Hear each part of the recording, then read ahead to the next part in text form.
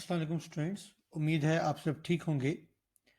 हमारा आज का टॉपिक है OMR शीट। अब OMR शीट क्या है? OMR stands for optical mark reading या ऑप्टिकल मार्क रिकग्निशन। तो इस शीट को हम OMR शीट इसलिए कहते हैं क्योंकि ऑप्टिकल मार्क रीडर एक सॉफ्टवेयर है जो कि इस शीट को चेक करता है। ये ऑनलाइन चेकिंग होती है, इसके लिए प्रॉपर एक सॉफ्टवेयर बनाया गया है जिसको OMR का नाम दिया गया है, OMR रीडर। तो OMR रीडर जो है वो इस शीट को रीड करता है, रिकग्नाइज करता है और फिर उसको रिकग्निशन के बाद जो मार्क्स है वो अवार्ड करता है। तो OMR रीडर जो है सॉफ्टवेयर बनाया गया है जो कि इस OMR शीट को रिकग्नाइज करता है, इसीलिए इस शीट को हम कहते हैं ऑप्टिकल मार्क रीडिंग या optical mark recognition. OMR sheet जो है बेसिकली आपकी जो ऑब्जेक्टिव शीट है जो आपको बोर्ड में दी जाती है उस शीट को OMR शीट कहते हैं। अभी हम देखते हैं OMR शीट का, ये आप देख सकते हैं एक लेआउट। यहाँ तीन चीजें बहुत इंपॉर्टेंट हैं। आप फर्स्ट ऑफ ऑल ये देखें OMR शीट, तो तीन चीजें जो इंपॉर्टेंट है वो है version number, roll number and answer sheet number. ये तीन चीजें बहुत इंपॉर्टेंट हैं, इसमें आपको कतई कोई गलती नहीं करनी। मैं आपको बता देता हूं कि इसका क्या करना है। इससे पहले जब OMR शीट आती थी तो उस पर आप वर्जन नंबर जो है स्टूडेंट ने खुद नोट डाउन करना होता था, वो शीट में दिया होता था और वहां से देखकर उसको लिखना होता था, फिर बबल्स को फिल इन करना होता था। लेकिन अब बोर्ड ने स्टूडेंट्स को फैसिलिटेट कर दिया है और यहाँ उन्होंने देखें वर्जन नंबर ऑटोमेटिकली यहाँ दिया हुआ है। जैसे कि यहाँ लिखा है कि version portion is pre filled for official use. तो ये प्री फिल्ड है, ये ऑलरेडी फिल्ड है, आपने इसको फिल नहीं करना। जैसे कि यहाँ लिखा है कि कैंडिडेट्स नीड नॉट राइट और fill anything in this portion. तो आपने इस पोर्शन में जो कि वर्जन नंबर का पोर्शन है, इसमें ना तो आपने कुछ लिखना है ना ही किसी बबल को फिल करना है। तो ये वर्जन नंबर जो है आपने इसको बिल्कुल, इसमें कोई जो है वो आपने बबल को फिल नहीं करना। अब इसके बाद हम आते हैं रोल नंबर पर। रोल नंबर आप यहाँ वो डालेंगे जो कि आपकी रोल नंबर स्लिप में आपको लिखा हुआ नजर आएगा। रोल नंबर स्लिप बोर्ड की तरफ से स्टूडेंट्स को इश्यू की जाती है और उस पे आपका रोल नंबर होता है। जब आप बोर्ड में एंटर होते हैं एग्जाम हॉल में तो वहां आपको वो रोल नंबर स्लिप जो है वो दिखानी होती है, तो उस पर आपका रोल नंबर होता है। अब लेट्स सपोज उस पर आपके 6 डिजिट लिखे हैं, हम फर्स्ट कर लेते हैं 654321। तो यहाँ आप फर्स्ट में लिखेंगे 6, सेकंड बॉक्स में 5, फिर 4321। इस तरह आपने इन बॉक्सेस को फिल कर दिया। अब फर्स्ट बॉक्स पे आपने चूंकि 6 लिखा है, इस फर्स्ट बॉक्स से रेलिवेंट जो कॉलम है वो ये है। इसमें आप सबसे पहले आएंगे नंबर 6 पर। तो ये देखें आप, यहाँ नंबर 6 है, यहाँ आपने चूंकि 6 लिखा था तो आप नंबर 6 वाला बबल फिल करेंगे। यहाँ आपने सेकंड बॉक्स में 5 लिखा था तो इसका रेलिवेंट कॉलम ये बनता है, तो यहाँ आप 5 लिखेंगे। फिर यहाँ 4 को फिल करेंगे, 3, 2, 1, इसी तरीके से बबल आपके फिल होंगे। और ये याद रखिएगा कि एक कॉलम में एक ही बबल फिल होना चाहिए। जैसे कि यहाँ उन्होंने दिया है कि only one bubble in each column should be filled in the roll number portion. तो ये जो रोल नंबर पोर्शन है इसमें एक कॉलम में आपको सिर्फ एक बबल फिल करना है। जैसे कि मैंने आपको बताया कि लेट्स सपोज अगर आपका रोल नंबर है 654321, तो ऐसा नहीं हो सकता कि यहाँ आप 6 फिल कर दें फर्स्ट कॉलम में, फिर यहीं 5, फिर 4321। अगर आप इस तरीके से फिल करेंगे तो ये आपका गलत कंसीडर होगा, वो रोल नंबर एंटरटेन नहीं होगा और आपकी ये जो शीट है ये कैंसिल हो जाएगी, आपको इसके कोई मार्क्स नहीं दिए जाएंगे। फिर थर्ड जो चीज है वो है answer sheet number. Answer sheet number आपको जो सब्जेक्टिव या थ्योरेटिकल पेपर जो है उसको अटेम्प्ट करने के लिए जो शीट दी जाती है उसको आंसर शीट कहते हैं और उस पर एक नंबर होता है जो आपने यहाँ लिखना होता है वहां से देखकर। तो ये आंसर शीट नंबर है।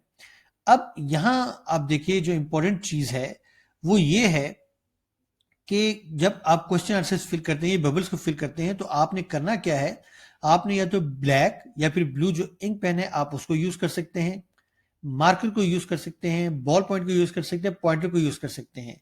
सिर्फ एक चीज जो कि बोर्ड की तरफ से मना है वो है do not use the lead pencil. Lead pencil आपने यूज नहीं करनी क्योंकि जो आपका OMR रीडर है वो लेड पेंसिल को रीड नहीं करता, इसलिए आपने इन बबल्स को लेड पेंसिल से फिल इन नहीं करना।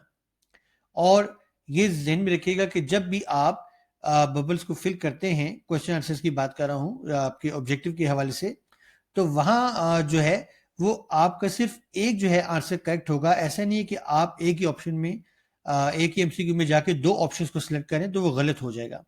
और उसके अलावा इंपॉर्टेंट चीज जो है वो ये है कि cross over and partially field bubbles will not be marked.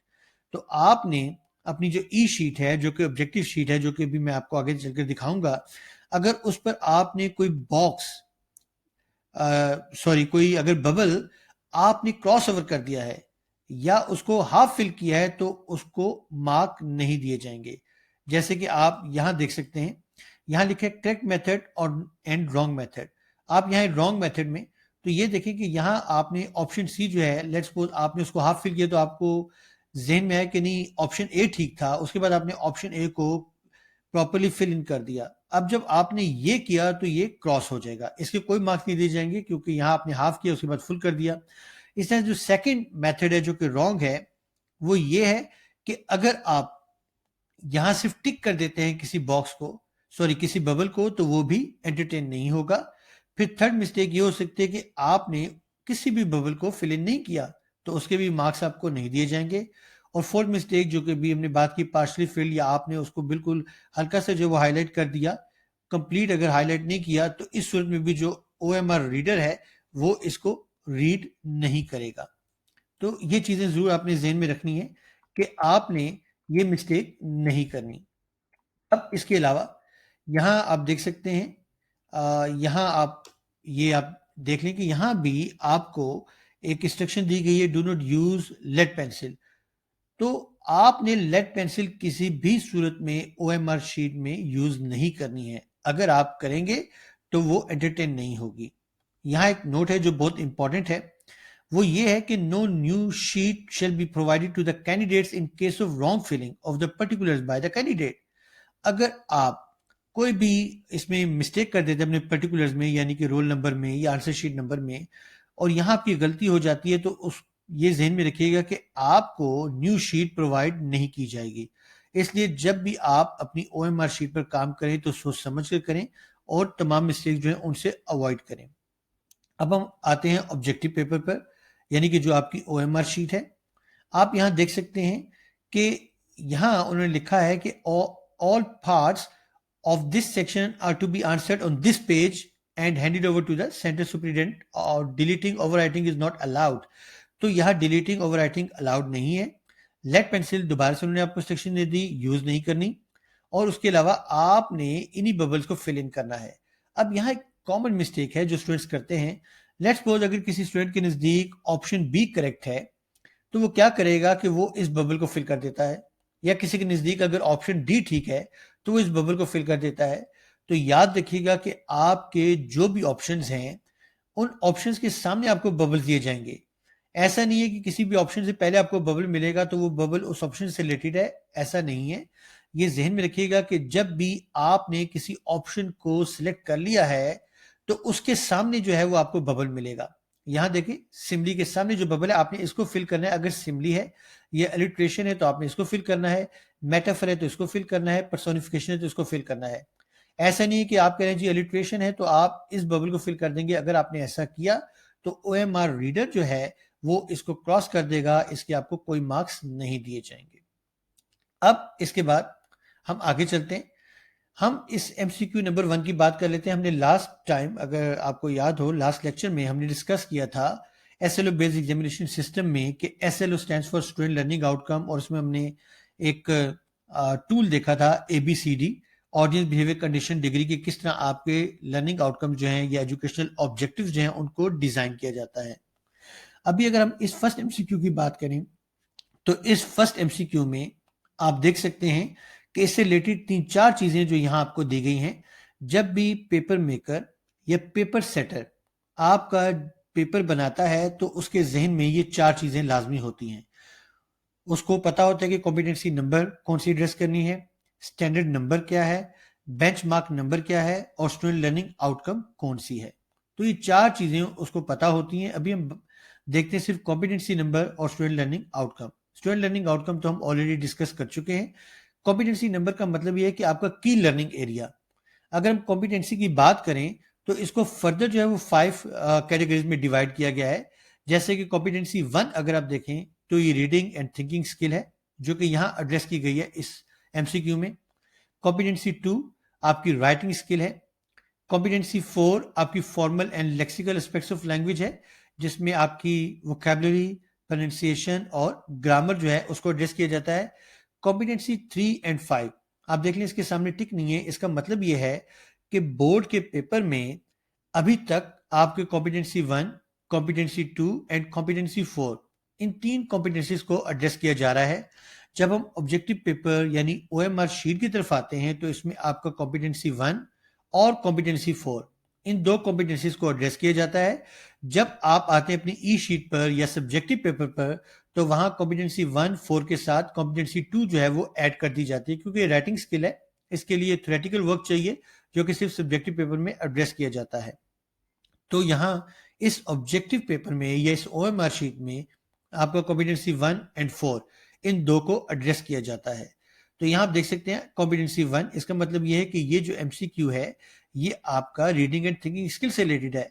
इसलिए अगर आप नंबर 4 पर आए तो ये आप देख लें इंट्रांजिटिव वर्क जो है, आप अगर आप उसकी बात करें तो ये आपका ग्रामर से रिलेटेड है। तो जो कॉम्पिटेंसी 4 है formal and lexical aspects of language, तो यहाँ कॉम्पिटेंसी 4, तो ये कॉम्पिटेंसी इस तरीके से पेपर में एड्रेस की जाती हैं। अब हम आते हैं कॉम्पिटेंसी 3 की तरफ।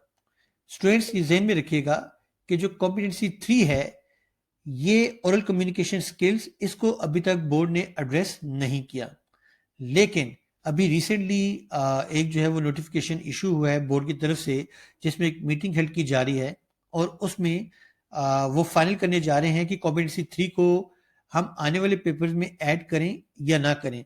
अगर तो ये ऐड हो जाता है तो फिर ओरल कम्युनिकेशन स्किल्स में 2 चीज़ें ऐड होने जा रही हैं। पहली आपकी स्पीकिंग स्किल और सेकंड आपकी लिसनिंग स्किल।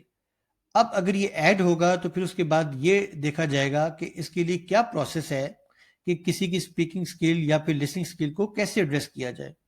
तो ये 2 चीज़ें बहुत ही जल्द ऐड होने जा रही हैं बोर्ड की तरफ से। तो आप मेनली प्रिपेयर हैं कॉम्पिटेंसी 3 के लिए भी। तो इसका मतलब ये हुआ कि आपके पेपर में कॉम्पिटेंसी 1, 2, 4 और उसके साथ साथ अब 3 ऐड होने जा रही है, जो कि आपको ऑलरेडी प्रिपेयर होना है। तो ये 4 कॉम्पिटेंसीज जो हैं ये एड्रेस हो रही है। कॉम्पिटेंसी 5 को अभी बोर्ड जो है उसने एड्रेस नहीं किया और ना एसएच अभी कोई प्लान है।